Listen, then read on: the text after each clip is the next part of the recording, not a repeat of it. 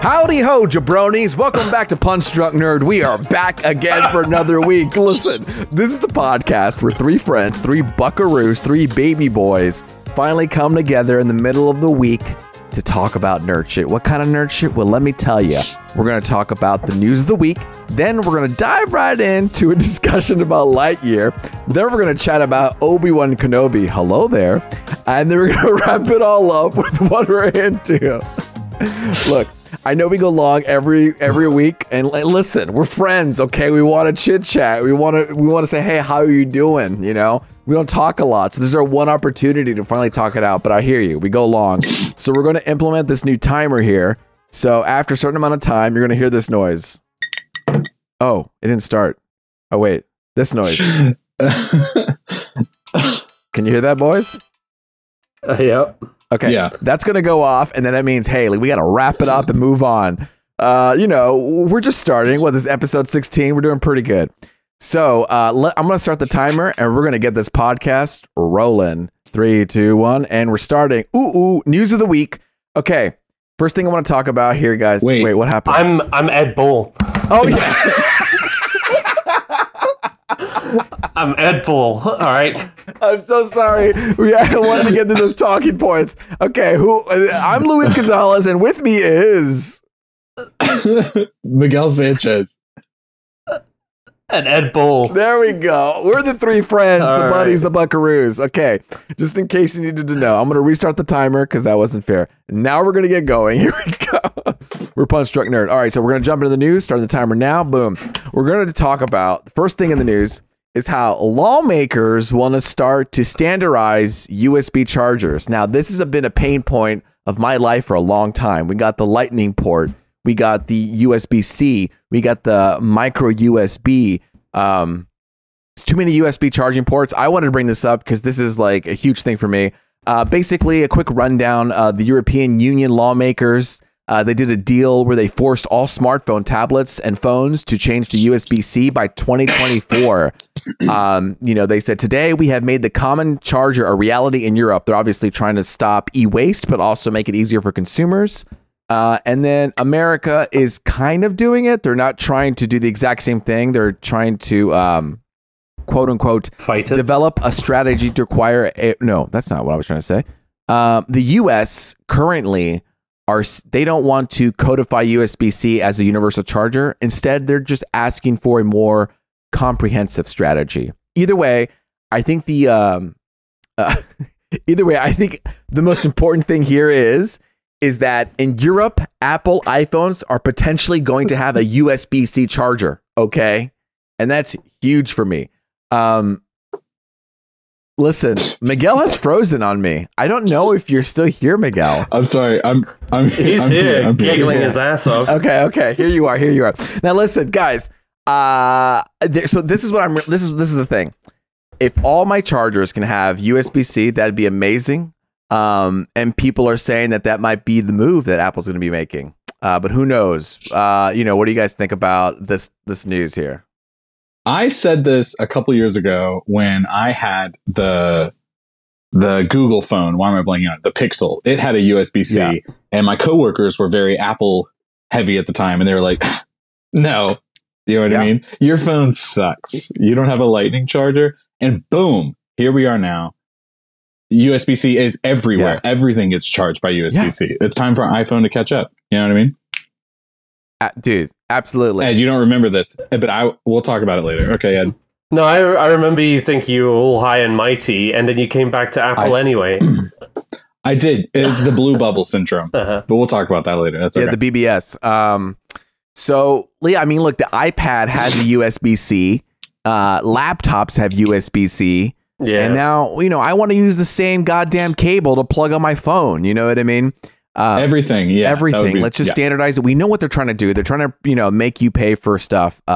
Anyway, I'm going to keep going on. That was just a quick point. That was what made me excited. What's making me angry is how HBO is trying to pump out all of this Game of Thrones shows. Okay, I'm gonna just listen. Yeah. We had an announcement that there's going to be a Jon Snow series coming out, and then it got me wondering what other shows are coming out. So I'm just going to list them out real quick, and then we'll talk about it. But obviously, House of the Dragon It's coming out August 21st. This is a prequel series that tells a story of the Bloody House Targaryen civil war that took place hundreds of years before Game of Thrones, excuse me. And now there's going to be a show called The Sea Snake, which is focusing on a character from the House of Dragons. So somehow that character in a House of the Dragon is going to have a spin-off show. The show's not even on the air yet, and they're already giving this guy a spin-off show. Okay, it's called The Sea Snake. Then there's another show called... I'd be willing to bet that would hang on the success of this new show. Absolutely. Like, if this new show is trash, he's not getting and people let people know that it's trash. Yeah, they're doing this thing where everybody's doing now, where they're throwing all the effort in creating a whole universe of stuff. You know, like what else do we have? We have the Sea Snake. We have 10,000 ships. We have the Tales of Duncan. 10,000 ships happens 1,000 years before Game of Thrones. The Tales of Duncan Egg, set 90 years before Game of Thrones, about King Targaryen. Flea Bottom series, it's about the slums in King Landing. And then the Golden Empire, an animated film. I am exhausted. I need to work on my cardio because that was a long ass list. I mean, yeah, this is leastable in this group, right? This is too much.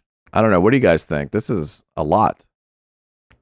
It is a lot. It's kind of like all of this same like Disney Plus mentality right now, where HBO of all streaming or just networks in general are capable of some like really quality things, quality products. So you want them to succeed. Obviously, Game of Thrones left a bitter taste in everybody's mouth. Maybe they're trying to, remedy that. And, more power to them. But obviously, they've got a big task ahead of them with that.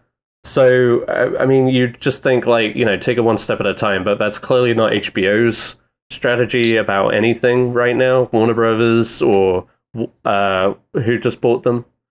Discovery.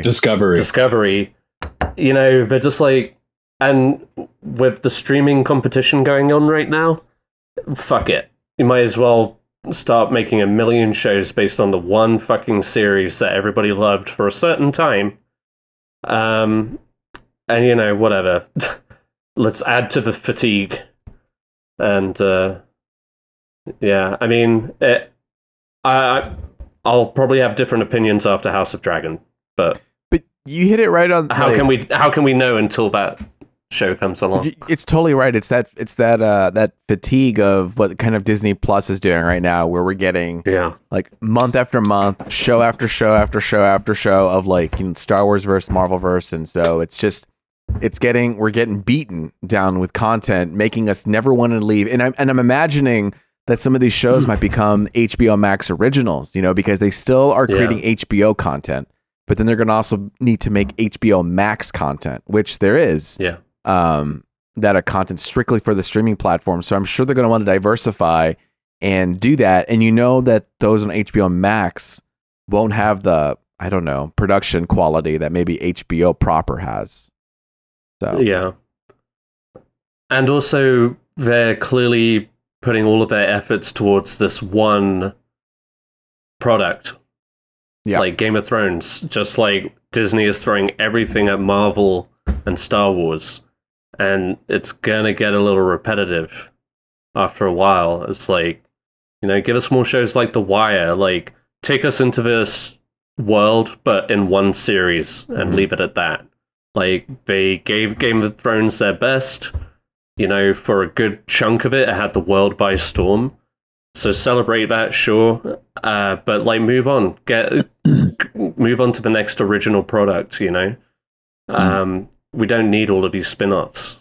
Miguel, Miguel, you've been any thoughts? Uncharacteristically quiet.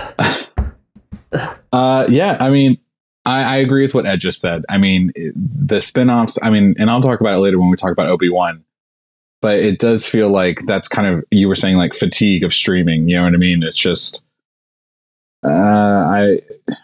I'd rather leave this world. Game of Thrones, okay, we tried it. Let's move on. I agree with what I said. For our own mental health, hashtag stop the fatigue. So we're going to stop the fatigue of this conversation and move on to this new news. Blonde. There's a teaser trailer that came out.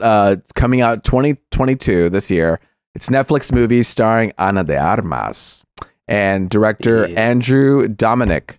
Anna is playing Marilyn Monroe. And Ed texted this to us, so Ed, do you want to talk a little bit about it? Yeah, I mean, I've been excited for this one for a couple of years now. I'm a big fan of Andrew Dominic, who directed Chopper, The Assassination of Jesse James by the Coward Robert Ford. Oh, yeah, that's and Killing Them Softly. And each one of those movies were pretty, there's a big gap in between each of them. Ooh, I love that. And Killing Them Softly didn't go over too well with audiences and critics. But, man, I think it's a really good movie. And it's on Netflix if you ever want to check it out. Anyway, he's just like a very stylish, very interesting director. If anybody has seen The Assassination of Jesse James, they'll know it's like a fucking masterpiece. So for him to be tackling Marilyn Monroe based off of a book, I believe, of the same title, it's just like a dark and gritty look, basically, of Marilyn Monroe. And it's like some director who has seen it has made the comparison of it's like the raging bull of Marilyn Monroe's life. And like the dialogue is very limited. It's purely based on like real life events and what like was actually said and stuff like that. So it's not going to be dialogue heavy. It's not going to be speech heavy.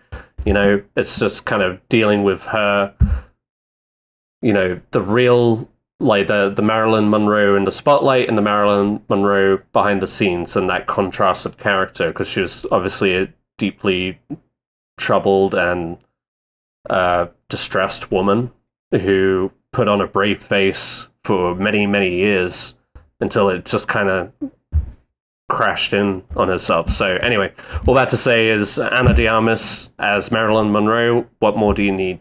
And it's coming to Netflix. And it's in black and white, Miguel. Oh, that's the third thing. Okay, I actually didn't watch this trailer. I've been very busy these last couple of weeks. I know. I'm sorry. I just recently got Wi-Fi again. Yeah, it is a minute long. Okay. Truly a teaser trailer, that's for sure. Yeah. Anyway, I haven't watched it yet, but I was on board immediately from Ana de Armas as Marilyn Monroe. I'm like, yes, okay, I'll watch this movie. But then you were mentioning Killing Them Softly, and I was like, okay, I kind of like that movie. But then you mentioned the first one, The Assassination of Jesse James by the Coward Robert Ford. I mean, even I'm so bored just hearing you just name the movie. Like, I remember being very bored watching that movie. I wasn't very into it. And then you're saying, okay, this one's just very like not dialogue heavy. And like, okay, what are they going to do? And then you say black and white. You had me on Netflix. Oh, like, yeah, okay. and then right back Netflix and Ana de Armas, and that's it. I'm like, okay, you know what I mean? Like, hey, maybe this would be your gateway drug, gateway movie to enjoy, black and white movies, quieter movies. That's right. Maybe you'll be so, starstruck that you'll be willing to stick the ride. I wouldn't put my money on that, but let's see. You know what? Let's look this up. Let's see how long this movie is too. Okay, this is going to be. I don't think they've announced it. Yeah. Are you It's going to be a long one though. Yeah, they haven't announced it, but from what I understand, it's long. Oh, it's NC-17 as well. Oh, we didn't talk about that. Yeah, NC-17. Which I don't know what the point is on when you're just a Netflix movie, right? Right. That's done. That's done just to garner more views. Oh, for sure. Yeah. Oh, controversial, like a biopic that's going to be raunchy or whatever. I mean, from everything I've heard, it's just very dark and intense and gritty. Okay. No holds bar, whatever. You know what? Come back to that when you figure out how to say that. Okay. Okay. So no holding back. I look at the difference between NC-17 and rated R because I'm like, listen, bro, they're both, you have to be older than 17 or 18 to watch it, right? Here it says an NC-17 rating would bar those under 17 from viewing the film. An R rating allows under 17 to attend a film with accompanying parent or adult guardian. With a guardian. Right. The rating indicates that the film contains adult activity, harsh language, intense graphic violence, drug abuse, or nudity. So, well, doesn't Netflix movies sometimes go to theaters for like a week or something like that? Is that really maybe that's the purpose of it? They haven't announced that yet with this movie. I imagine they're going to probably put it in theaters to get in the Oscar running. Right. That's what it feels like. This could be Ana de Armas's Oscar nomination. Yeah. I mean, she's blowing up right now. Someone who's not going to have a good year, I think, is Guy Ritchie with Hercules. Listen, he said that they were going to make a Hercules movie. I'm saying, no, I love Guy Ritchie, but didn't he do Aladdin too? Yeah. He did Aladdin. I wanted to ask you guys, what did you guys think of Aladdin? I didn't see Aladdin because it looked bad. I didn't watch it. Yeah, it looks it was excruciating. Boy, we watched the first 10 minutes of it and we didn't. I guess, listen, I'm not about to sing its praises or anything, so everyone calm the fuck down, okay? But I am going to say, I watched it with my kid. My kid wanted to watch it. We did, I mean, he was still pretty young when that came out, so don't hold it against him, okay? And if you're going to get another one, do you want to bring it to me, too? You want to give me one, too? I can't make one. Well, I mean, like, you have beer. Listen, if you're watching on YouTube or Spotify, you're watching us talking about beer and me cracking one. Yeah. Do it. Yeah. All right, that. No, I mean, it wasn't that bad. It was a watchable experience, especially when you think like, I don't want to watch it in the theaters, but it's on Disney Plus. Okay, I can watch it. And you know what? I liked Hercules. I liked Aladdin. I love Hercules. Hercules is one of my favorite favorites. Disney animated films, but Sarah loves Hercules too. I love Hercules, but if it's a Disney live action like Aladdin, I'm going to be disappointed. In general, live action Disney movies have not been great. Has not been hidden. And they've had they've had at least 2 Hercules movies in the last 5 years. But it won't, one with The Rock, one with obviously it won't be the same, but it's not gonna, I mean, they already showed the trailer for Pinocchio, which is going straight to Disney Plus, and that's a Tom Hanks movie. Oh, man. And, I mean, it already looks beat for beat. So if they're really just kind of, like, doing a beat for beat remake, it's really not going to offer a whole lot. And then you just think, well, I'd rather watch the cartoon. I mean, I've only seen... Yeah, I will say this. Sorry, my bad. You're good. I was texting Ed, or maybe we were messaging in the group chat or whatever, but I did read that immediately when they announced it, they were like fan casting it online, and someone said Ariana Grande for Meg, and I think that's pretty good. Solid casting. Yeah. I mean, I don't care if people hate or like that, whatever. I think she would do great in that role. And then someone said, Ed, what's his name? The eyebrows? You said that. Will Poulter. I did not say that. Will Poulter. No, not you, but I'm saying that's the other thing the internet said, is Will Poulter would be a pretty good Hercules. Like a Disney, Disney Hercules. Like a Disney, you know what I mean? He would fit that type. And I don't know. How about Jim Carrey for Hades? Ooh, I like that. I know he said he retired, but come on, Jim. He would come in. Yo, the Disney paycheck is strong. You know what I mean? It's strong with the Force.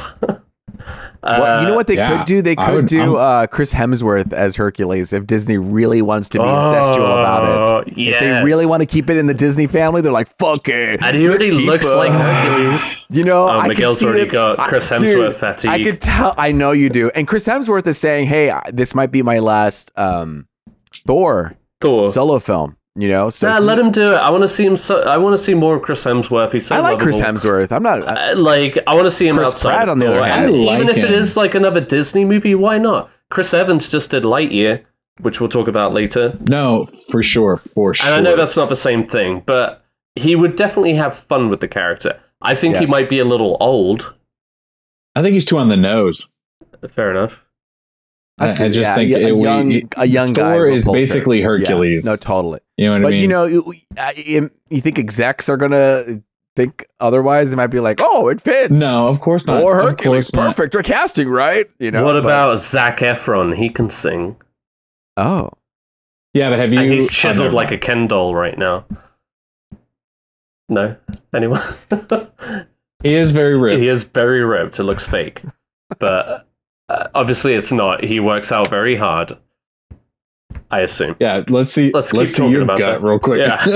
No, I'm not dissing him. Obviously, we're recommending like actors to play Hercules. Who could be Hercules. I'm not looking for an ironic one like Zach Galifianakis or Rebel Wilson. That's who I thought you said at first, and I was like, what? Yeah, Zach Galifianakis and I don't know who could be Phil. Why don't you just fucking Danny DeVito? Just bring him back. Honestly, bring him back. They probably would, wouldn't they? Yeah, that one's easy. We never want to see Danny DeVito go away, but sadly, one thing has gone away: is Internet Explorer. It finally ended. From 1995 to 2022, it was 26 years old.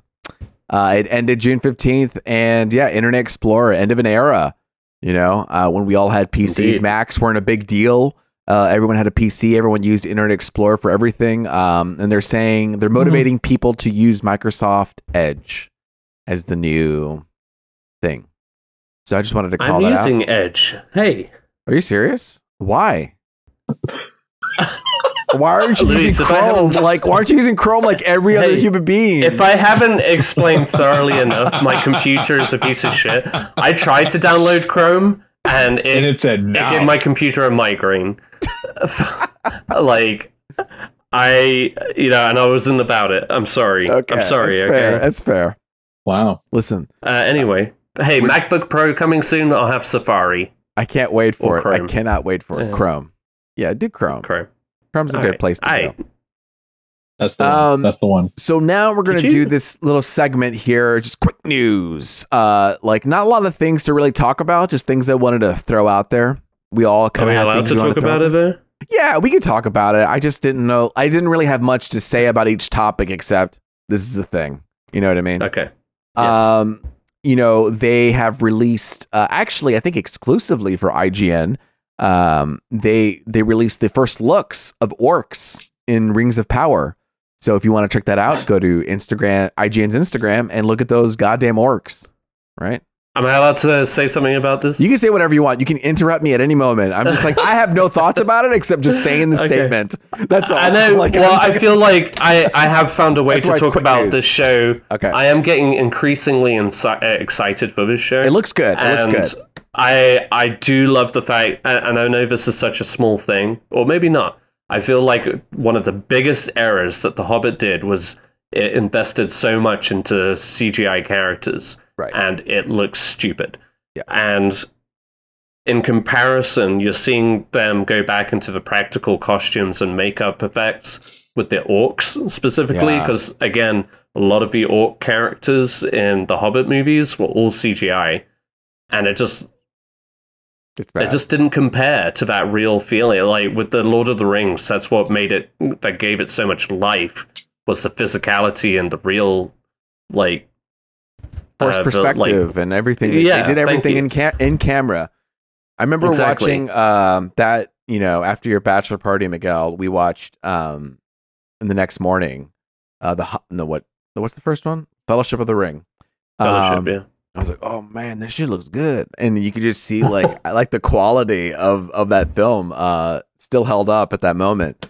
So it looks, to echo what you're saying, yes, it looks great that they're going back to it. It's very nice. Yeah.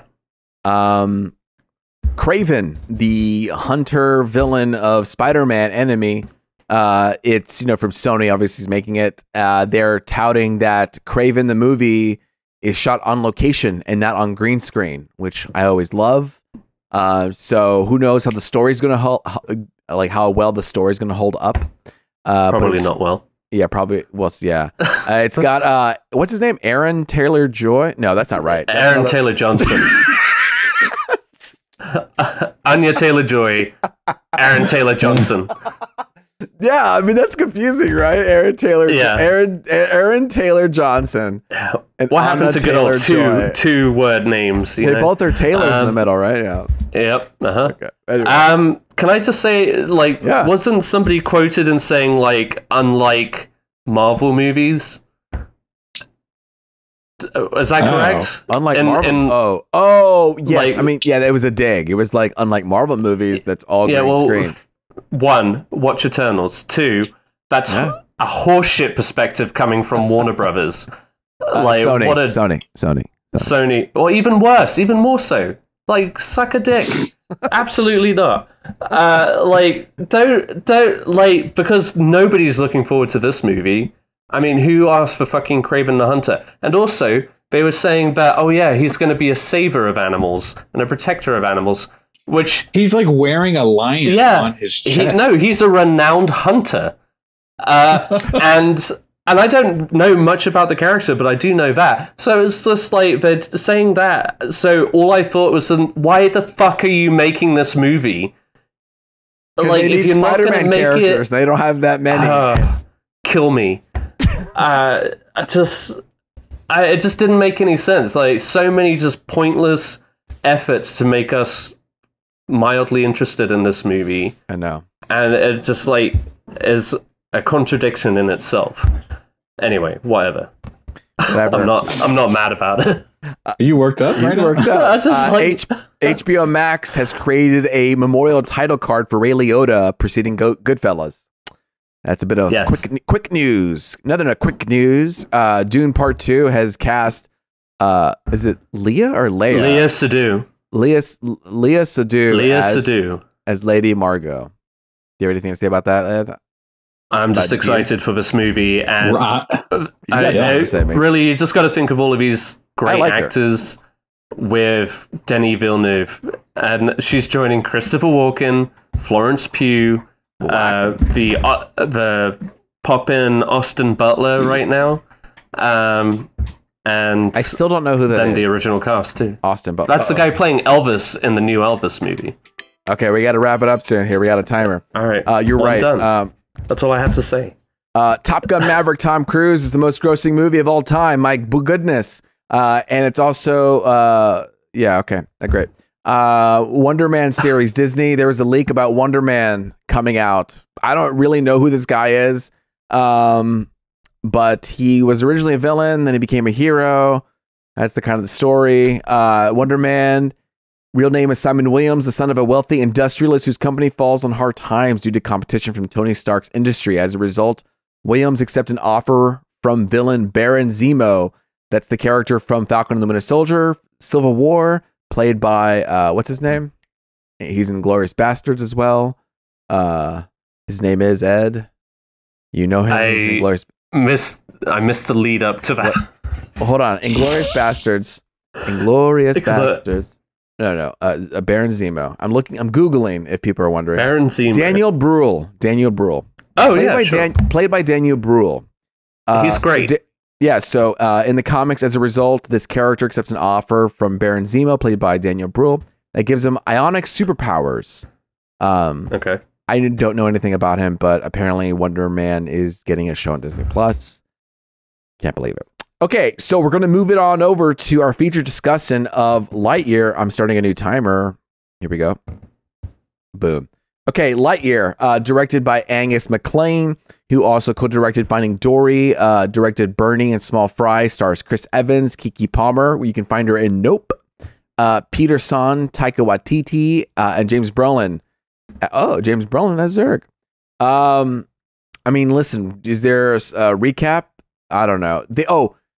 I don't want to get into the recap. Do you guys want to get the recap, or do you just want to go into the Okay, so Buzz goes on a mission, he fucks it up, and so him and his comrades are stuck on a planet. And so Buzz, being a mission man, goes on a mission to get them back home, and will not rest until he does so. But in trying to do so, he realizes that time moves faster on the planet they're stuck on than in space. That's not true, but that's right. That's the idea. Same close idea. Enough. Close enough. Yeah, Did you do that off the top of your head? Yeah, I was just like, let's do it. Dude, 10 out of 10. That was good. I couldn't have done that. That's why we have 3 people here. Yeah, I mean, what did you guys think? Miguel, I want to hear from you. We haven't heard from you in a bit. What happened in Lightyear? What did you think about Lightyear? So we had a good time. My wife and I, we're on vacation right now, which is why we're kind of bouncing all over the place. And we took our kid to see it. It was the first movie that we took him to the theaters, and he sat all the way through. We tried to do Spider-Man No Way Home last year, but that didn't work out. So this was like the official first movie, and he did great. He loved it. I mean, he played Buzz Lightyear like the whole rest of the day. He was like going around like shooting his arm laser and like flying. But that's all just my son. But the movie itself, you know, it was a good time. Do I think it was like the best Pixar movie and I was like super connected or anything? Not 100%. But I had a good time because he had a good time. And it's, you know, it was okay. Yeah. No, you know what? I think I'm getting a lot of that from people too, where it was like, it was some people are saying it was safe. Some people say it's like, you know, it's pretty good. But, you know, I think I'm okay with that. Like, you know, I don't think every Pixar movie has to be a banger. Like, oh my God, I can't believe I just saw this masterpiece. Like, it's still Pixar movie that, you know, it's reliably going to have a good time. But I'm okay with just, you know, having an enjoyable, good Pixar movie. If I wasn't taking my son to see this movie and it wasn't like such a big deal that we were seeing it, I would 100% have rather have watched this on Disney Plus. Like at home, it wasn't like I gained anything from the theater experience from my personal self. You know what I mean? I would have absolutely loved to just watched it. I love that that's your reviews and things. I like, Miguel, would you stream it or in theaters it? You know what I mean? Like, bro, and I feel like if I say like you got to see it in theaters, like that's something, right? You know what I mean? Like, it used to be that was the only choice, so you can't say. I know. Shit. Calm down. Yeah, Ed. And what are you? Yeah, no, I mean it's definitely like you said. It's not like you know, something that's gonna blow your mind or whatever, make you question your whole outlook on life. You know, and I feel like that's like a common factor with new Pixar movies is like if it's not like WALL-E or Up or Inside Out or Soul. Yeah, it's not, or Coco. You know, it's not like a worthy Pixar movie. But at the same time, like these movies are generally much better than your just like fucking random ass animated movie, like kids movie. Some of the, and not to sound like a snob, but I will. It just like some of the animated movies that they release for kids are garbage. Like, I had the privilege of seeing the Angry Birds movie when I was a babysitter, and that movie is trash. And, you know, there's so much like that. It's just like, it just runs on gags, and there's no, like, heart or effort to it. It's just like... It's so well said. Yeah. Here's, like, some talking animals making poop jokes or whatever. Yeah. And, you know, the great thing about Pixar is that they treat kids better than that. You know, it respects their audience. They care about what they're putting out there. And at least with Lightyear, I think it makes a very good argument to be seen in theaters, purely just because like of the visual spectacle, the fact that the kids do enjoy it so much, but it's actually, they're watching something that's actually like well intended. Like, I mean, the message is not a deep one in this movie. It's just very surface level almost, but it's still a good one. Yeah, you know, it's like it's okay to make mistakes in life, you know, and I think they do that very well. It's very fun. It doesn't take itself ever too seriously, I don't think. And is it, I mean, I was even trying to think today, like, okay, what was some like super standout moments? There are like a couple, but no, it's not on the level of Up or movies like that, like some of their best movies.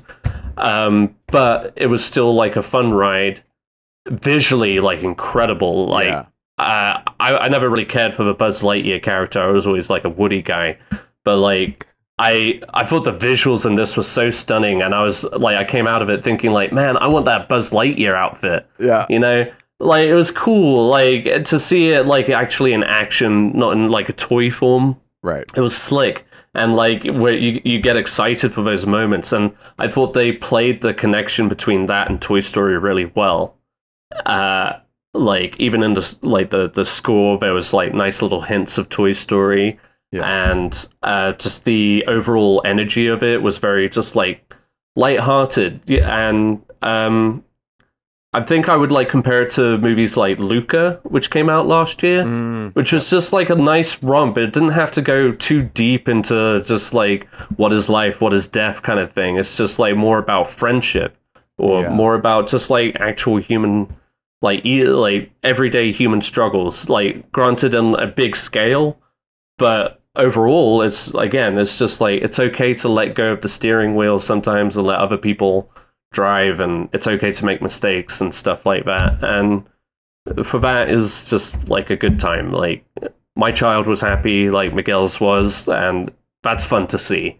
And it was an event to go see it, you know. And I mean, absolutely. I think, you know, you have those tiers of movie where it's like, let me question my life, where am I type of Inside Out soul movies. And then you have movies like Monsters University and Luca and A Bug's Life, where it's just like, we're just gonna have a good time, but they're telling stories like that's like just like a fun. to B.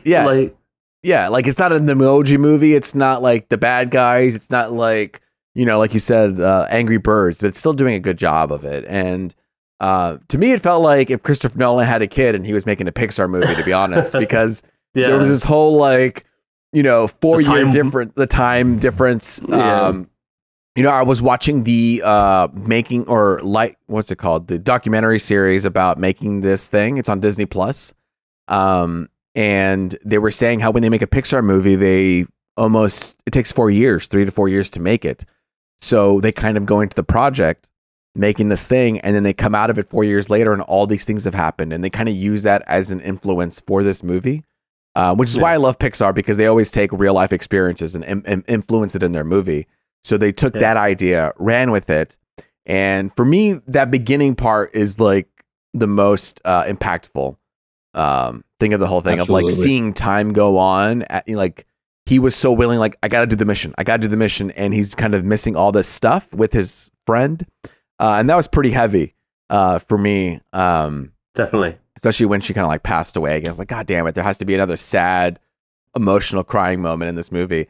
And then after that, it was kind of like, we're on a romp and we're being silly. And it's just like, you know, it was pretty straightforward. But I have to agree, like seeing it in the screen, I didn't see it in Dolby. I didn't see it in IMAX. I just saw it in normal screen. And I could definitely feel the difference. But dude, the textures on that movie was fantastic. Like, you not knowing it, like you just kind of assume, oh, it looks really good. But compared to other movies, like the fabric, the plastic consoles, you can really feel those things and the details. And I really loved seeing that, especially for like a sci-fi movie where you have all of these like futuristic looking devices. I think having textures and sounds and feels, it was really cool to like really bring you into the world. I did have one question to ask. What did you guys think about the Zurg twist at the end? So I remember going into it thinking, okay, in Toy Story 2, they have that whole like, I am your father moment, which was obviously parodying Star Wars. And I kind of liked that they diverted from that, because it would just have felt like when they did that in Toy Story, it was already redoing something, you know? And it was nice to kind of give this movie its own thing. I liked that I liked how they teased you with it slightly with the, you know, he was like, Dad. Yeah. And he was like, no, I'm you. And you're like, oh, okay. You know, I like that they went a different direction with it, but still kind of, I thought that was Ed like guffawing. I don't think so. I was like, I can't tell if he liked that or didn't like it. Miguel. Sorry, I'll try and mute. I was into it. No. I want to hear what you have to say. I'll wait till his dog. I give my opinion while you wait for your dog to calm down. Go ahead, Louise. Is that Bullet or what was the other one? That's Bullet. She hangs by the door with her ear pressed against the crack, and any, you know, like a bird could fart outside, and she'll be like, like. That's good. It protects your family, right? Bullet will protect your family. It's obnoxious, God. Well, listen, but as soon as like an intruder walks in, she'll roll over and let them scratch her tummy. Well, now that Bullet's chilled out, do you want to talk about how you felt about the Zurg twist? Oh, it's my turn? Yeah. Oh, sorry. I did like through all of that. I didn't even get Miguel's feeling on it. I'm sorry. But I liked it. Ed. Yeah, he liked it. I liked it. It was see. That's the thing about this whole movie is because like I was racking my brain today. Is like I don't actually remember what happened to him at the end of that movie.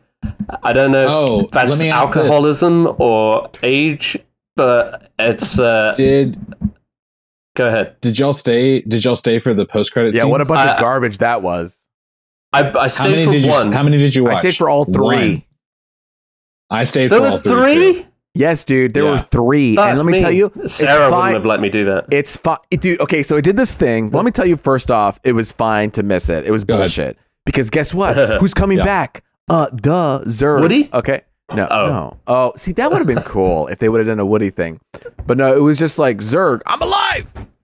They did the thing where they did a mid-credit scene, they did a post-credit scene, and then they did this like post-credit scene where you went through the whole like vanity. The whole thing was over. The vanity card of like the Disney, like credits are done, post-credit scene, and then you do the vanity card of like the Disney castle. And they did it the whole fucking thing from like the star to the pan out to the whole castle, and you really think it's done. Yep. And then another vanity card or whatever. And then after that, there was Zurg floating in the air, and he like opens his eyes or some bullshit like that, right? Like, you know, he's like, or I don't know what happens, but I see it through the whole thing, and I'm like, this is garbage. And after, I think there's an art. There's an art to end credit scenes that people don't get. Like, you can't just throw end credits. There's a way to do it, you know? And oh shit. And I do want to talk about my experience for the post-credit scenes, just really quick. And this will be the last time I talk about my son and our experience with him. So after the movie ended, right towards the end of the movie, my kid got a little squirrely and he wanted to leave the theater. So we walked all the way down, and then we just kind of hung in the hallway. And then we finished the movie, and then the credits started, and then we walked back in. And as we walked in, he said, I want to go closer to the TV. So I said, okay. And no one was in the front row, so I took him to the very, very front row of the theater, which honestly, like myself, I've never really been down there all that much. You know what I mean? And we waited for my wife to come down and meet us, and then the theater cleared out. And eventually, it was just the 3 of us running around that open space in front of the screen and playing Buzz Lightyear. Like, my wife sat down with all of our stuff, and me and the boy Forrest, we just put our arms out as Buzz Lightyear's wings, and we just ran around that open space playing Buzz Lightyear while the credits played and the music's playing. So we caught the scene, then we played, and we caught another scene, and then we played. And it was just a magical experience. And that is really all I wanted to say about like my experience for Lightyear is, while I didn't personally like walk away from it going like, that's the greatest movie ever, my son did. And we got to really enjoy that all together as a family, which is very rare for us to see movies together, you know, in the theater. And I know, Ed, I know. I mean, we were like, I'm not in a destructive way, but like we were kind of like touching the screen a little bit as we were flying by as Buzz Lightyear. Cool. He was like shooting me with his laser, and I was playing Zurg. You know what I mean? And it was just a very magical. It was like a Disney moment. You know what I mean? Like we were having a really good time. So shout out to Lightyear. Well, you know what? We can have our own reviews. We could talk about it, but the most important review is kids. All right, the kids are watching it. They're the ones who are going to enjoy it, and we actually have some special guest reviewers. Actually, the timer's about to go off. I'm going to pause that. We have some special guest reviewers. Actually, Miguel's son, Forrest, gave his impression of the movie. So we're going to hear what he has to say about that. I said, we're going to hear. Okay. Listen, we're having some technical difficulties, so what I'm going to do is I'm going to play it here on my phone. Where are you? Okay, here we go. This is what your son thought about Forrest, about Lightyear. Okay, And then the technical difficulty there. Oh, it's connected to my Bluetooth headphones. How wonderful that is. Okay, here we go. Now, the review of Forrest, Miguel's son. What movie did we just see? That's Lightyear. Yeah? Did you like it? What was your favorite part? I did Buzz. You liked Buzz? And what did Buzz have? Do you have a laser? How did it go? Just like that. And what else did he have? Did he have a pet? What kind of animal? Cat. Yeah. Any other favorite parts? What's your favorite part? It goes right there. Okay. It's outside. Hey, to infinity. And beyond. I love that he knows at the end what and to beyond say. is And beyond. That's so such adorable. like that means it works. You know what I mean? Like it really registered. But listen, Miguel isn't the only one with the kid. Ed also has a kid, Lily. So let's hear what Lily has to say. Miguel, how old? Forrest is 3. He's 3. And Ed, Lily just turned 4. She just turned 4. What movie did we just see? Lightyear. Lightyear. And what was your favorite character? Who was your favorite character? All of them. All of them? Did you like anyone in particular? What about the kitty cat? Kitty cat too. Yeah. What was your favorite part? All of it. All of it? Yeah. Was it funny? Yeah. What was the funny bit? All the kid broke his eye. When the kitty broke his eye? Yeah. Yeah. Do you like Buzz Lightyear now? Yeah. Do you want to fly into space? Well, so the kitty said, say, meow, meow, meow. Yeah. There you go. Pew, pew, pew. So that was really awesome, guys. So a little known fact before we go on to our next segment of Obi Wan, where things get a little bit more depressing. The guy who did Socks, Peter Snow. God, I'm sorry. Son, thank you, Peter Son. He is directing the next movie, Elemental. So we'll see how that goes. He did A Good Dinosaur, I believe. He did. I haven't seen that, but so now that makes me wonder what Elemental is really going to be like. Yeah. Also, fun fact: the director of Lightyear, he's been working in Pixar since like Toy Story 1 or Toy Story 2, and he always did the Lightyear modeling or designing, and he was kind of known as the Lightyear guy. So he got to do the movie, which is kind of cool. Okay. Angus MacLean. Enough fun facts. We're moving on to Obi Wan Kenobi, and we're going to talk about the finale. Listen, I'm going to say some quick initial thoughts on my end here. Yes, because you said you were depressed. I want to hear. I think this show, honestly, okay, after you've seen Star Wars Visions, right, Ed? You've seen only like 2 episodes. Yeah. 2 episodes. Really? Honestly, I think this could have just been like a quick short, this Obi-Wan series. At this point now, I think about it because I feel like they knew how they wanted to end. And then they filled it up with a bunch of NPC characters, or I guess I'm repeating myself, NPCs that kind of like flesh out and make it, fill out the 6 episodes. But really, we wanted to get to this point, and we could have just had a short, like a Star Wars Visions episode of like 15 minutes of Obi-Wan, and we get to this point where we got to reconnect and see what happened with the relationship between Anakin, Vader and Obi-Wan. Because that was interesting. It was like, how did they leave off? What do they feel about each other? It was interesting to hear how Anakin finally said, it's not your fault, it's my fault, which I think we get a little bit of Anakin underneath that Darth Vader. That's why he said it. Mm-hmm. But that relationship to me was the most interesting thing. I mean, Vader really was the most interesting thing for me for this whole series. Anytime Vader showed up, that was the best part for me. And I love that he still has these really awesome lines like, your strength has returned, but weakness still remains. I thought that was pretty cool.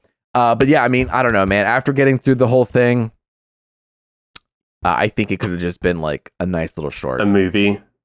Even a short, not even a movie. Yeah, well, to your point, it's just like, whenever Darth Vader shows up, that's when the story feels focused, real. Real. Just like not pandering and hopping around just for the sake of, oh, well, let's just go get Leia and introduce all these side characters that will either kill off or have no consequence, or really make that much of an impact, which there were far too many, I feel like. That's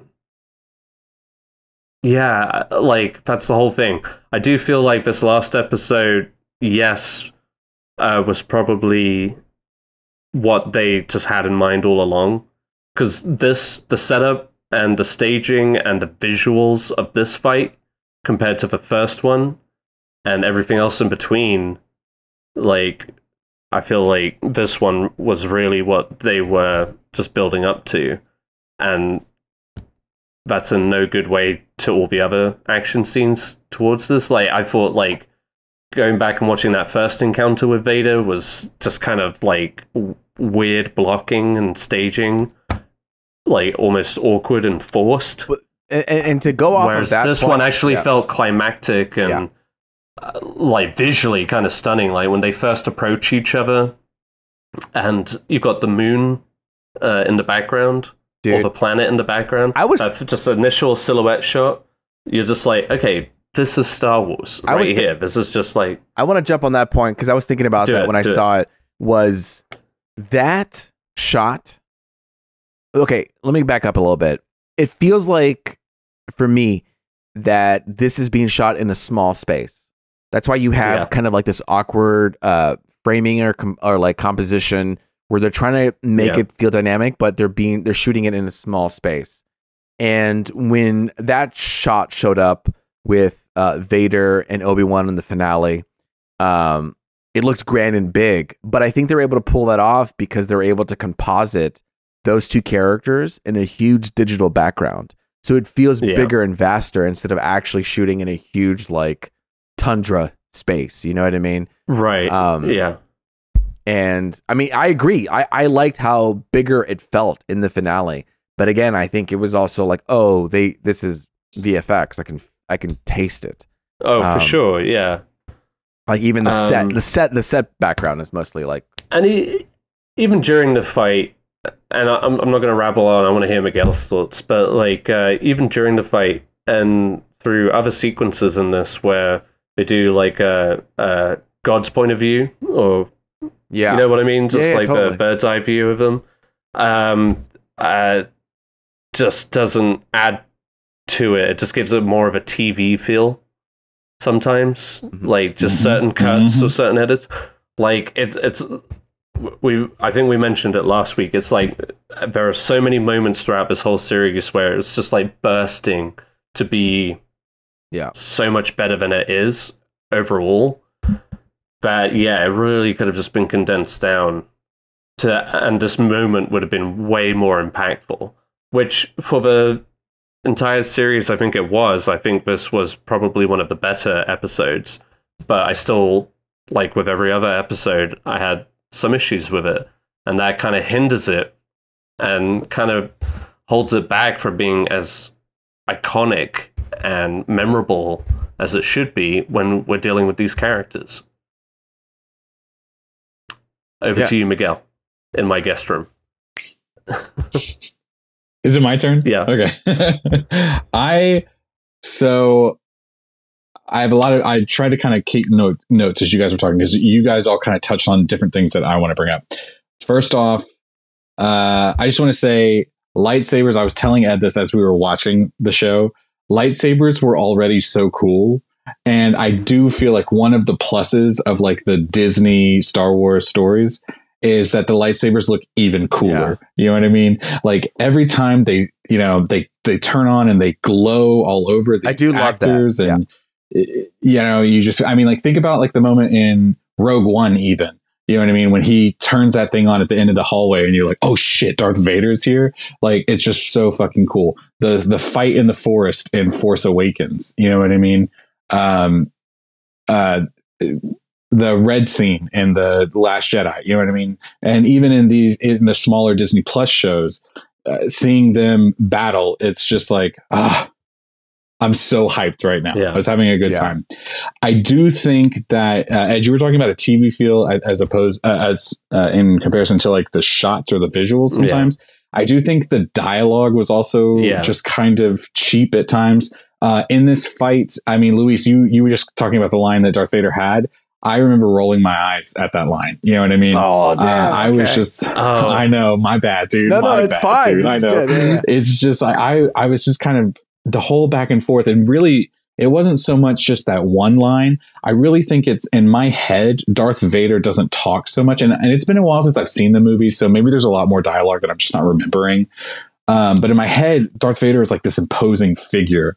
Like if Batman was monologuing while he was beating you up, you would be like, Batman, kind of shut up for a second. I'm trying to watch you beat me up. I want to interrupt real quick because I think this is a very vulnerable piece of Vader is Obi-Wan. So this is different. Yeah.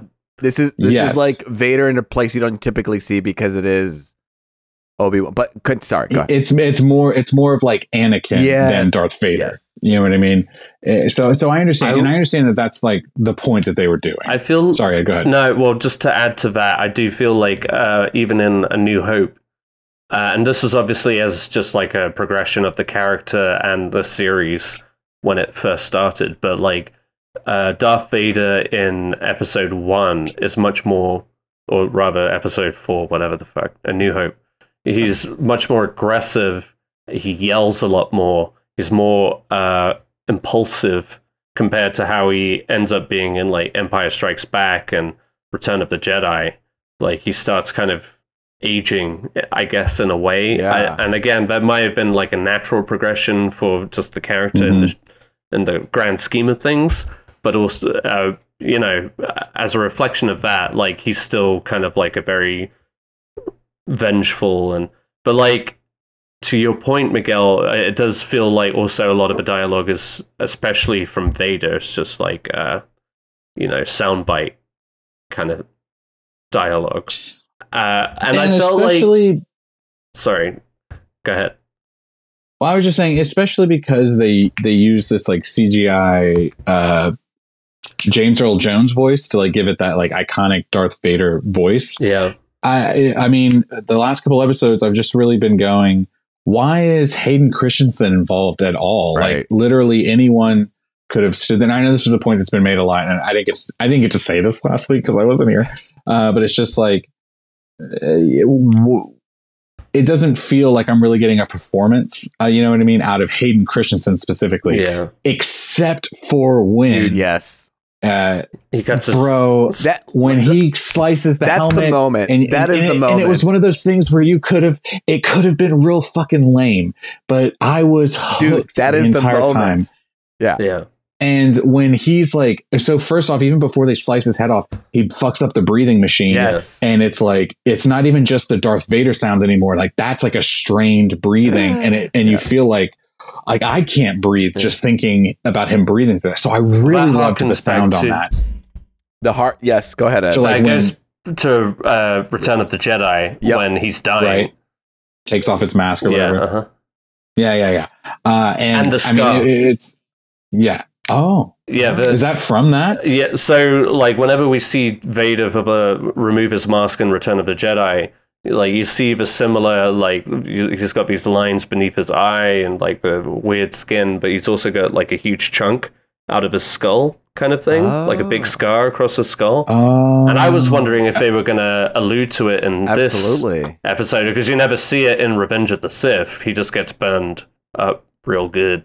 So that's what was happening when they kind of like sliced his helmet. Yeah, but and I mean it lands exactly where that scar is. So that's cool. When I saw that, I was just like, very vocally, I was just like, yes, they did it! Oh my god! Yeah. So I mean, that was a cool moment for me, for sure. And Luis, you were talking earlier about how I think there was a little bit of Anakin. We just watched it right before we recorded. It's actually a lot more Anakin than it is Darth Vader once his helmet gets busted open. They do a little bit of Vader at the beginning of his speech, but then it's a lot of Anakin towards the end, especially when he says the line about, I killed me or whatever.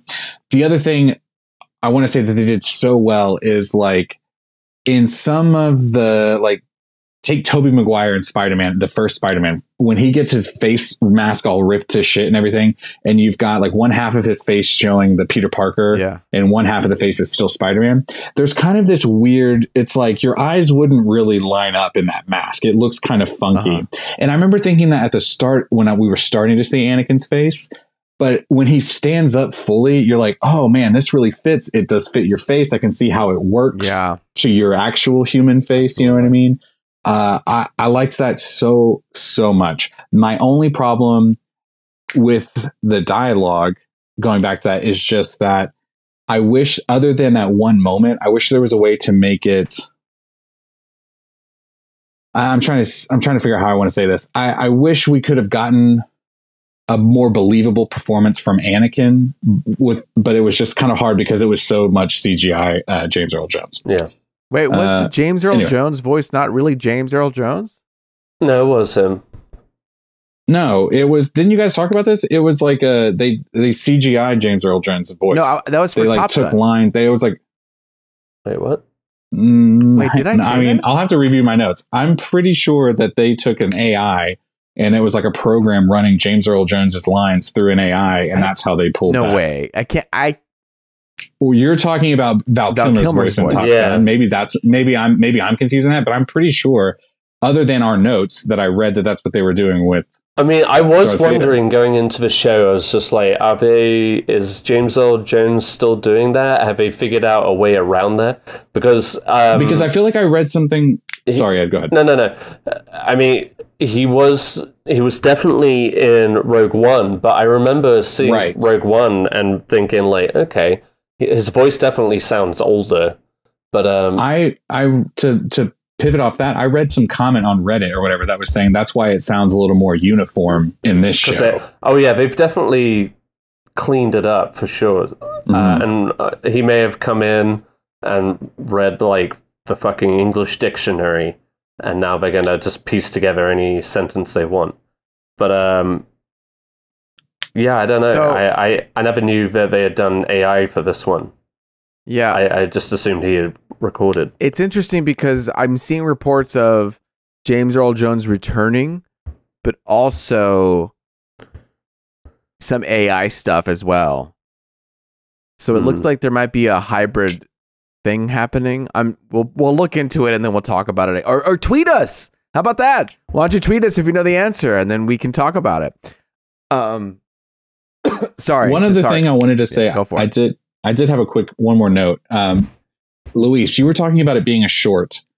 I definitely felt in this episode specifically that I could have seen, much like I've said before, or we've all kind of talked about with like Marvel shows or maybe some of the other Star Wars ones.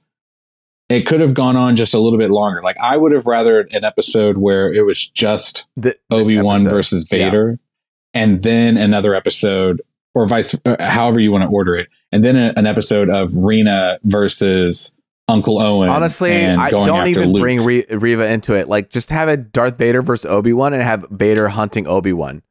You know what I mean? And just make it short, get to the point, bada boom, we're here. You have the interaction about, like, whose fault is it because Obi-Wan can't move on. It lingered on so long about Obi-Wan, like just moaning and it just made me not like Obi-Wan again. And I think you just had an episode where Vader. No, but you know, I feel like this is the gold, and I spent all this other time waiting to get to this gold. And I could have just. I do agree with that. I could have just summed all that, you know, first 5 or 4 episodes into a quick first act of a 1.5 hour. Yeah. The other thing. Go ahead, Miguel. I'm sorry. Talking about this fight. One of the things that I kind of like not frowned, but I was just like really fuming over this entire fight is, and I know there's kind of a story element involved, but like think about all the way back, and this all the way back to the very first interaction between Obi-Wan and Darth Vader in A New Hope. You know what I mean? It's like they just kind of like touch swords, and then Obi-Wan has that moment where, okay, I'll do that. And I understand that. But in this fight, they're doing like force pushes and pulls, and all. And I like the grandness of it, but also it just feels like later when they get together, why aren't we seeing any of that? In this episode, in the last episode, Darth Vader's like ripping apart, like shredding the spaceship as he's walking, he's caught it out of the sky and it's ripping it apart. And then in, you know what I mean, the fight with him, and it's been a minute since I've seen it, and obviously it was an older movie and a different time, but it just feels like there's a slight disconnect. Like he's really overpowered in this story that we're watching today, but it doesn't really connect to the movie later. Yeah. You know what I mean? Well, that was bound to happen for starters, purely just from a technological standpoint. I don't know. There's always going to be like a inconsistency with that, especially when you compare it to that initial A New Hope site. We're getting alarmed here. I guess I'm done. No, we can keep going. We just got to wrap it up. How about this? I'll set another timer, and then we're really got to wrap it up because I still have a few more things. I'm sorry, internet. I'm setting a 5-minute timer. So go for it. No, fuck it. We all know whatever.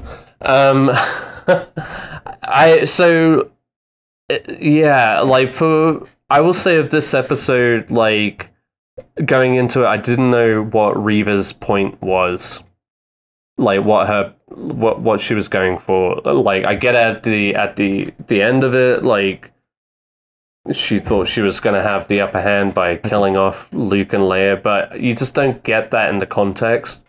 Really, there's a lot that they just assume you'll get, and it doesn't really work. So like. For the first part of this episode, I felt frustrated that we had to keep going back to that story. Mm-hmm. And also, she's doing great having been stabbed through the chest.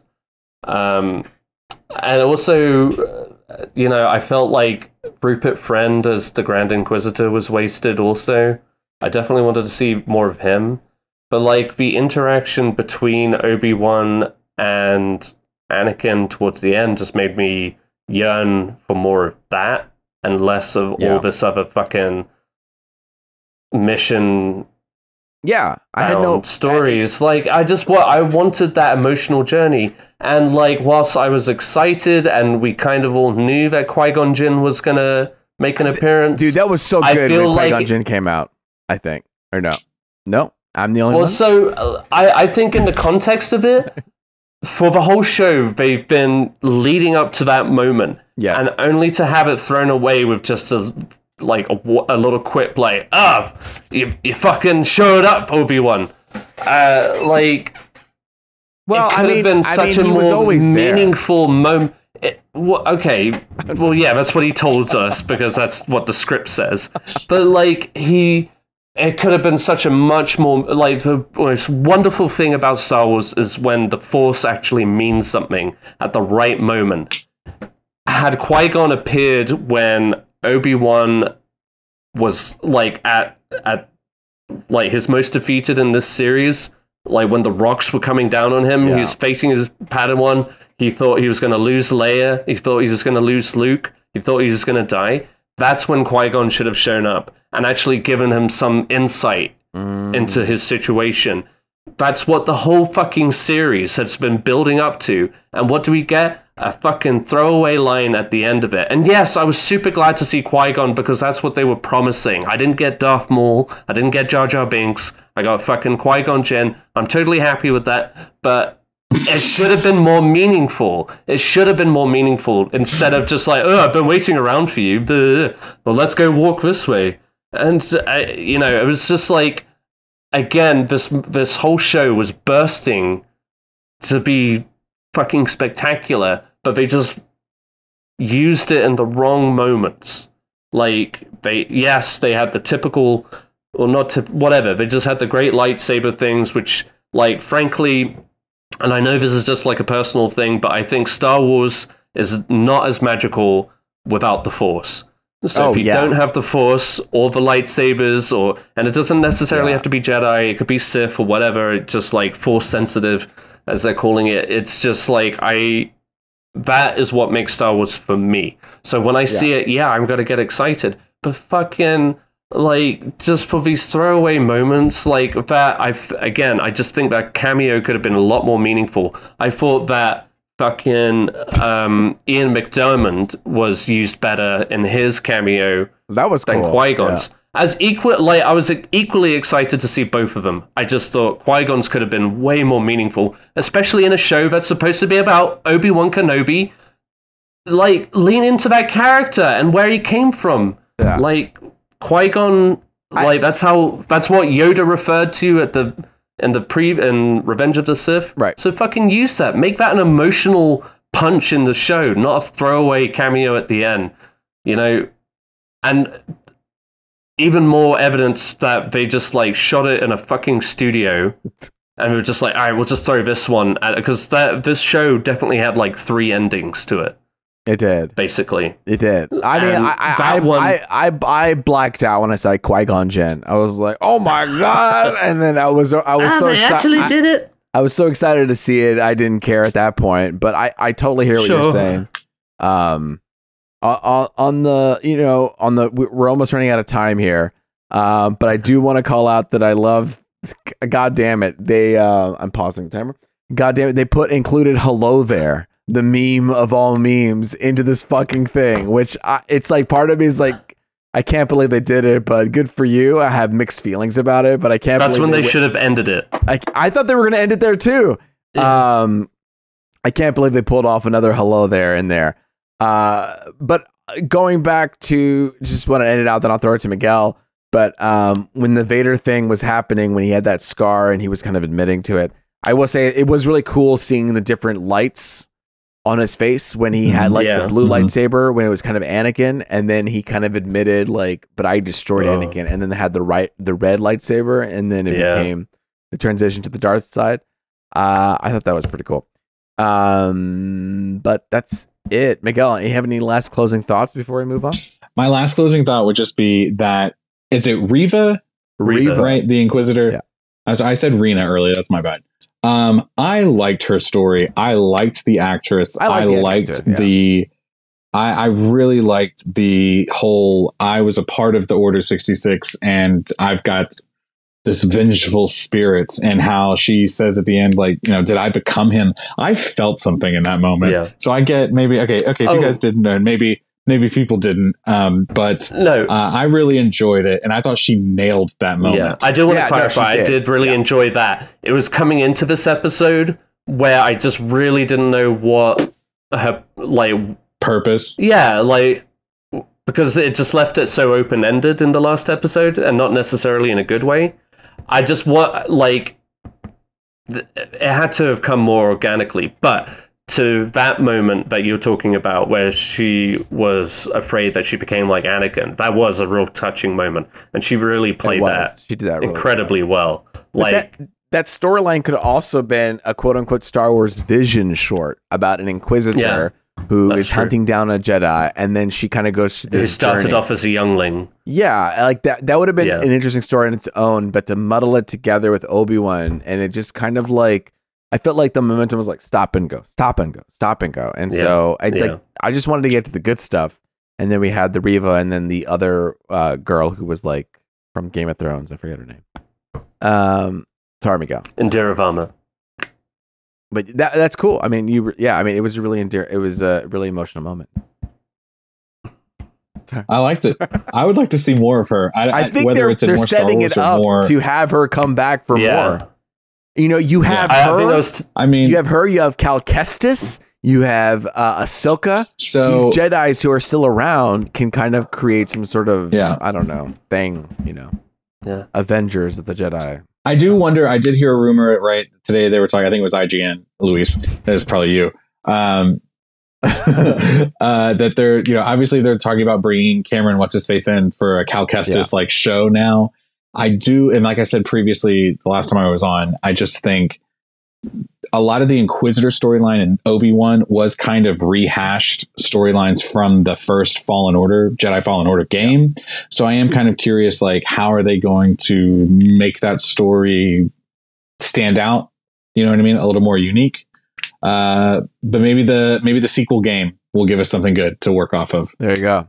And there you go. There, we're done, everybody. Now we're moving on up to our final segment. What are we into? This is we're talking about, you know, what we're into. Miguel, do you want to talk about what you've been into this week? Yeah, sorry, I didn't get a chance to actually write this down in our notes today, but I will tell you guys. So I have been Jesus Christ, Ed. Oh my God.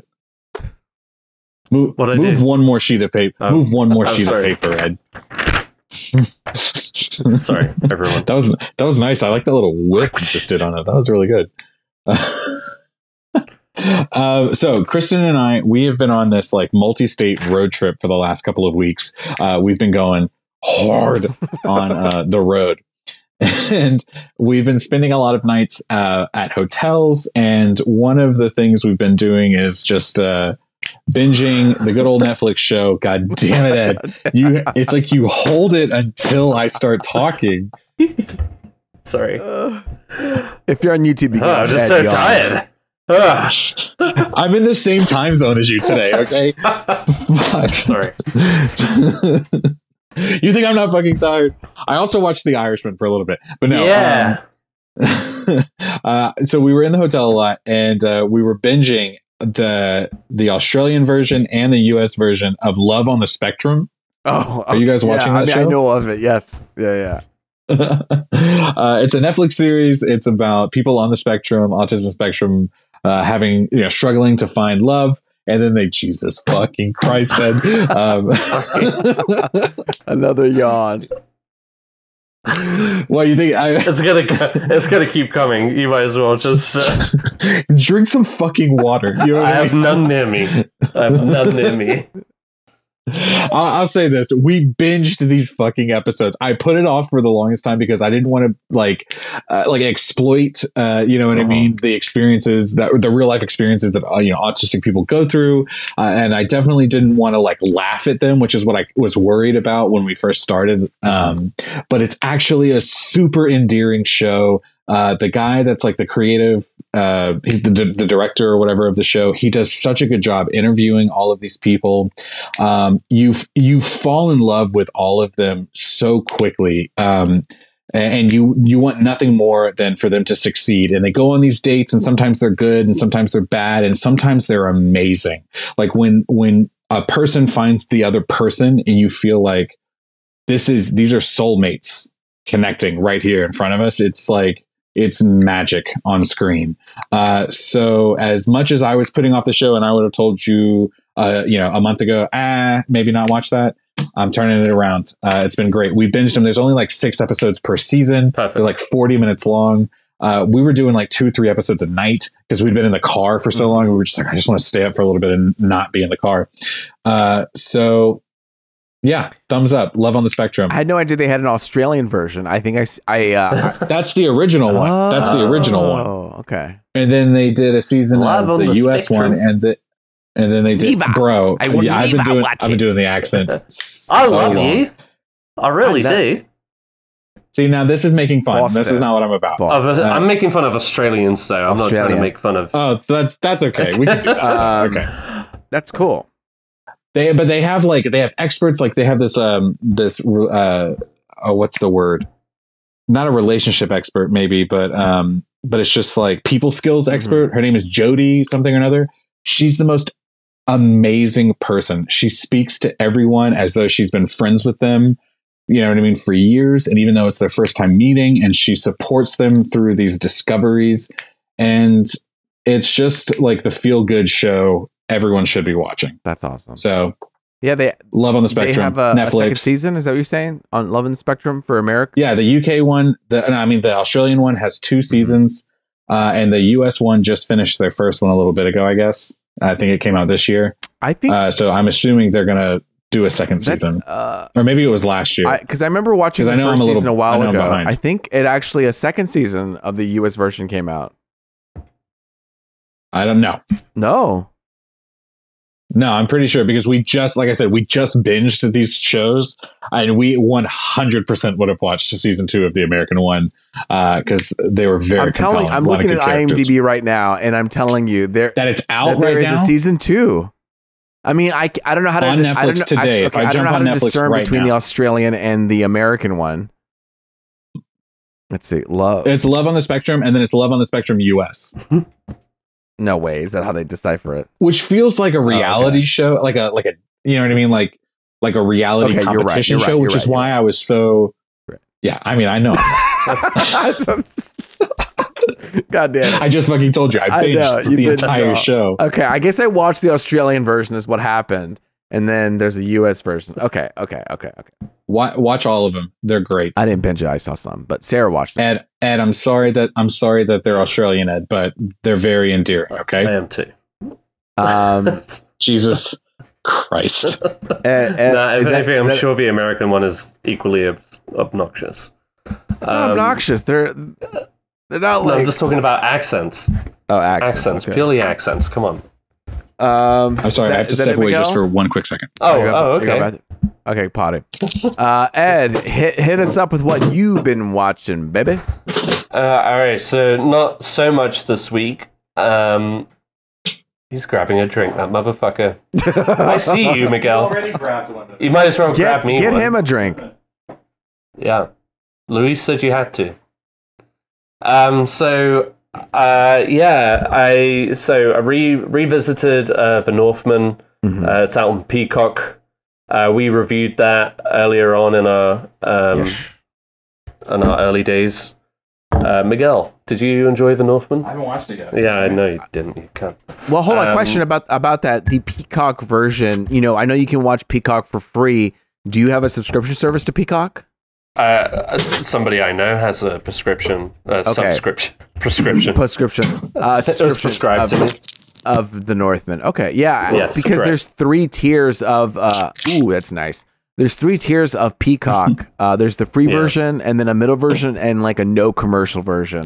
So I was curious if you watched it without so sadly I'm signed. So on my TV in my living room, I'm signed on to my sister's account, and on the TV in my bedroom, I'm signed on to our friend Mike's account. Mike is commercial free, however, my sister is not. So I did have to watch 2 minutes of commercials prior to the movie. But in the middle of it, you didn't get interrupted. No, it didn't get interrupted. No. Okay. Just 2 minutes at the beginning, and that's it. Cool. Which, whatever. No, that's fine. That's good. It's better than being. I feel like for that I'm movie, not even to be paying that price. Yeah.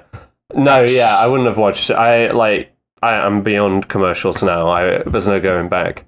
So, especially when it's a movie. But anyway, the movie holds up. It was great to revisit it. Miguel, it might not be for you, but it was a good time. And then I revisited No Time to Die, which is now available on Prime. Ana de Armas. Ana de Armas. I sent you guys that scene the other night whilst we were watching it, and I mean that scene still holds up. It's so great. I mean that whole Cuba fight sequence is great. Best scene of the whole movie. Overall, oh, absolutely. Overall, the movie isn't great. It's better. It's better than Spectre, and it's better than fuck me, Quantum of Solace, but only barely. I mean, it's clunky as fuck.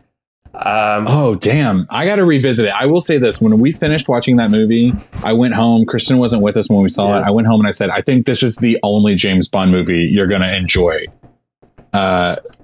So really, damn. Now I want to revisit before I make her watch it. Now I feel like I should watch it again. No, I feel like Skyfall and Casino were definitely his peak for sure. Yeah, and this one, I feel like lands third by default almost, but it just it just made the entirety of Spectre completely irrelevant. It has like some really good action scenes, I'll grant it that. Like the opening sequence is great, but man, I mean, it trudges a lot, and you know, there's that ending. There is that ending, which I still grapple with. Man. But whatever, it was good to revisit. It was fun. It's not like a bad film by any means. And then lastly, I watched Keep Sweet and Pray and Obey, which is a Netflix documentary series. We recently watched that under the banner of heaven. Yep. And of course, shortly thereafter, this documentary comes out about Mormons, fundamentalist Mormons, specifically. And, you know, if you really hate yourself, go ahead and watch this show. Because this, I mean, some of the shit that goes on, this is like the true story, obviously, it's a documentary, about one group of Mormons led by a guy who, I don't even want to remember his name, I guess, but the guy obviously claimed himself to be a prophet, and they were strong believers in polygamy. And then he started incorporating marriage with younger and younger girls as time went on. Built his own, like, very private ranch out in Texas. But eventually he got caught. But yeah, I mean, some of the things that happened throughout this documentary are some, like, really fucked up, like, some of the most vile things you could think of, and it was not a good watch. It was not fun. It wasn't like, oh, cool, that, you know, that happened and whatever. It just felt really shitty. Like, I was angry at the parents who were involved, the parents of these families, and obviously the people who were doing the most heinous things. Like, it's not a fun watch. So I really don't know. It was just one of the shows that we watched and finished this last week. It's only 4 episodes long. They're about an hour. It was about an hour each, roughly, maybe 45 minutes, roughly. I think the guy's name is Warren Jeffs. Ron Jeffs, yeah. And yeah, it was just very upsetting. And so, like, again, if you're feeling like in a self-loathing mood, go ahead and throw it on. I love that. I was just like, I just watched the most endearing thing I've ever seen in my life, and Ed's like, this was the most heinous thing I've ever seen in my life. I mean, yeah, it wasn't. Yeah, no, I'm glad you. We're on different vibes. I need to. Yeah, I mean, we were just like intrigued by it. You know, you just didn't realize. I didn't realize just how, like, fucked up it was going to get. And it really was disgusting, and I mean, really, you just feel so. I mean, it's tragic. The whole story is absolutely tragic, and there's a good chunk of his followers that still follow that man. He's in prison for life, basically. But that's just how deep that fucking ideology goes, and how deep that programming has gone. Like generations and generations, these people have been removed from society, technology, and all of that.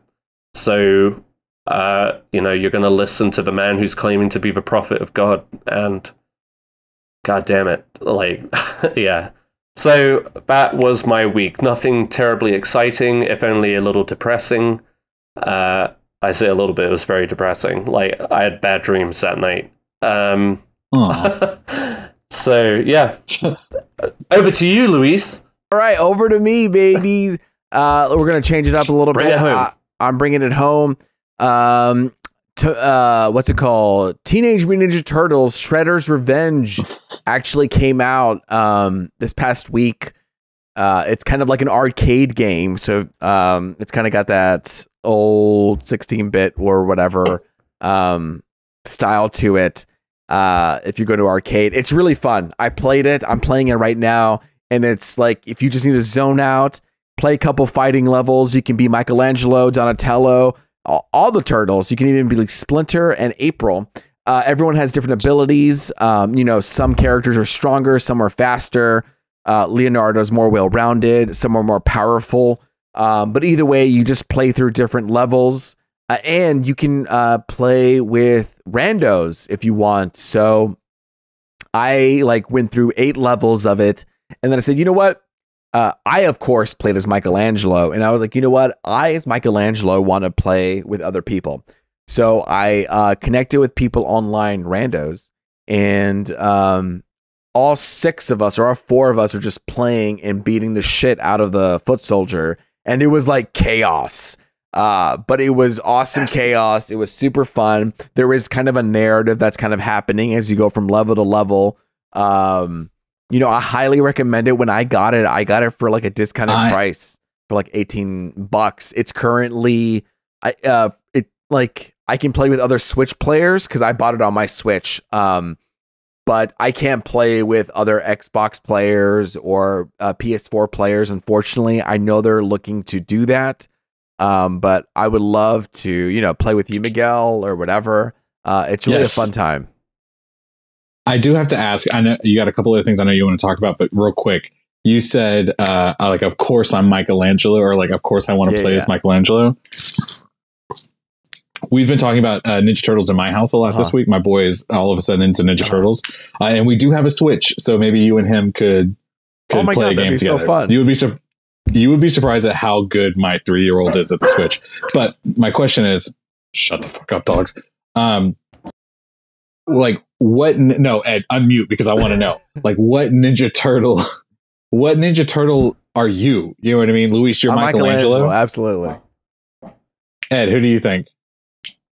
Here's the thing. I could never tell you which one was which. Bruh, I was are never. You serious? Oh, God. I'm sorry. No, I did enjoy Teenage Mutant Ninja Turtles. You probably want to be a Leonardo. I couldn't even tell you what. Ed, pick a color. Ed, just pick a color. If I was going to pick a color, I recall I like the red one. Raphael. Ooh. Raphael. Okay. He's the one with the knives, right? It's a size, okay? They're called size. The what? Size? Right? Size? It's not the size that matters, Luis. Wait, hold on. No, that's a solid one. Thank you. I don't think he even That's a sigh. Yeah, it's a sigh. Yeah. What? It's called a sigh. God damn it, the fork weapon. No, I get it, but I'm saying it's not the side that matters. Yeah, you're right. Joke, laugh. Okay. Yeah. All right, I make a good joke. You guys laugh. I would go with Leonardo. I want to be the blue one, 100%. He was always my favorite. Plus, he had those kick-ass swords. Oh, yeah, those are dope. God. Whenever he would fight, I was so excited about that.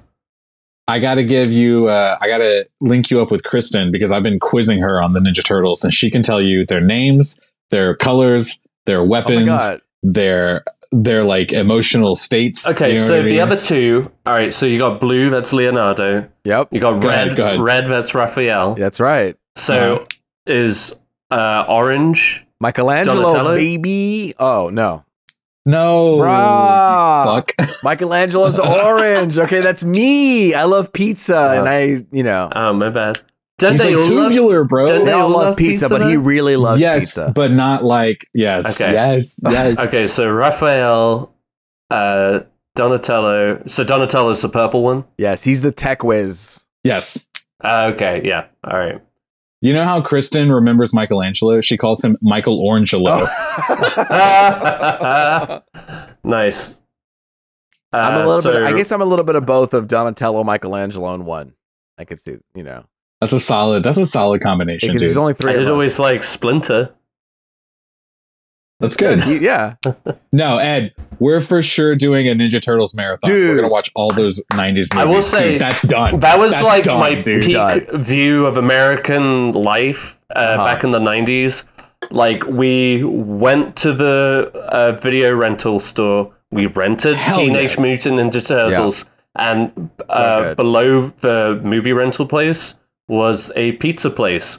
And we would get a pizza to go, take it back, and we would just eat cheese pizza and watch Teenage Mutant Ninja Turtles. Off a core memory alone like that, you're telling me you couldn't fucking name all the Ninja Turtles right now? It's just been a while. It's just been a while, man. Been a while. Bro, it should be like riding a bike. Shit. You should know exactly which turtles. Dude. You mean riding a skateboard? Ooh, you're right. Ride a skateboard. What was I gonna say? It's funny, actually, in Shredder's Revenge, they incorporated those 2 villains from Secret of the Ooze into the actual game. Ooh. And what's funny about that is those 2 characters are supposed to be the other characters from the animated show. What's it called? Like Bebop and something. The pig and the other thing. Yeah. And so they weren't able to do it for the second one, but so they created these 2 new characters. But in Shredder's Revenge, they're incorporating everything from the lore. All of them. It's really fun. I feel like it's a perfect amalgamation of everything. Like I was into the animated series, the movies, everything. It's bringing all that together. The arcade game. It's bringing all that together for a fun experience, and it's really simple.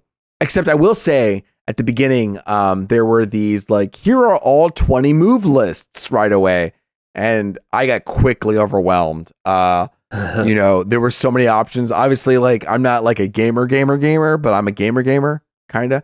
And so as I was going through the moves, I was like, fuck, I gotta study for a test. This is so many combinations I have to get right. You know, so I was a little bit intimidated, but you kind of figure out the groove real quick of it all. It's a fun game. Shredder's Revenge, Ninja Turtles, play it. Bro, I'm about it. And what you are also might be about is God of War. So I got... Dude, don't yeah, so I just started... I got recently into my hands a PS5. And the first game that I wanted to play was God of War. I hear so much hype about that game. I started playing it. I'm still early in on it, so I can't say too much. But I'm excited. And goddamn, that first couple scenes is very emotional. Like I teared up during that scene. I was like, oh, dude. You know, especially like being in a relationship with someone for like so long. Yes, bro. Yes, watching that scene was so sad, but and going into it, the gameplay seems so fun.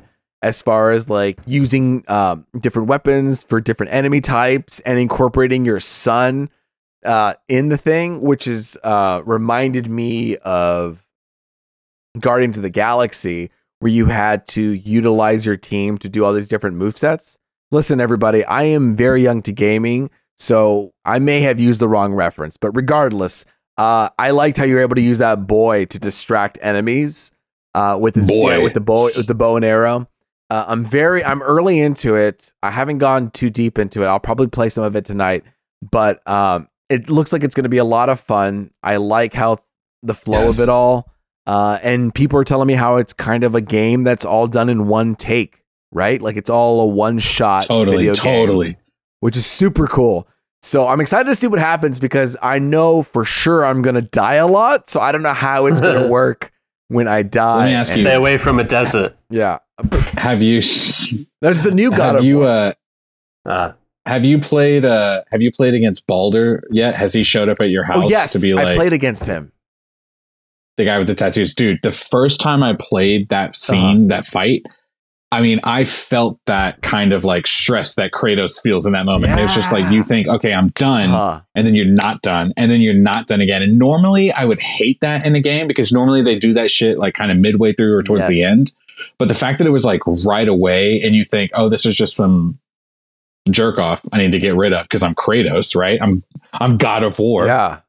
And then you learn very quickly, it's like, damn, this game is going to take me places. And I am so excited. There are so many really great moments in this game. So I'm excited. I have a question. I can't wait to hear more. The other God of War installments previously of this? Or I've like dabbled in them. I know a little bit about the lore. So my question is his wife a part of the story in earlier installments? Yes.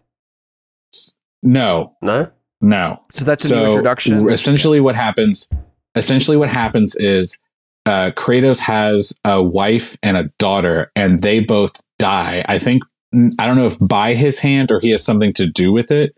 And they both die in the game, and that's why I think their ashes are what makes him white.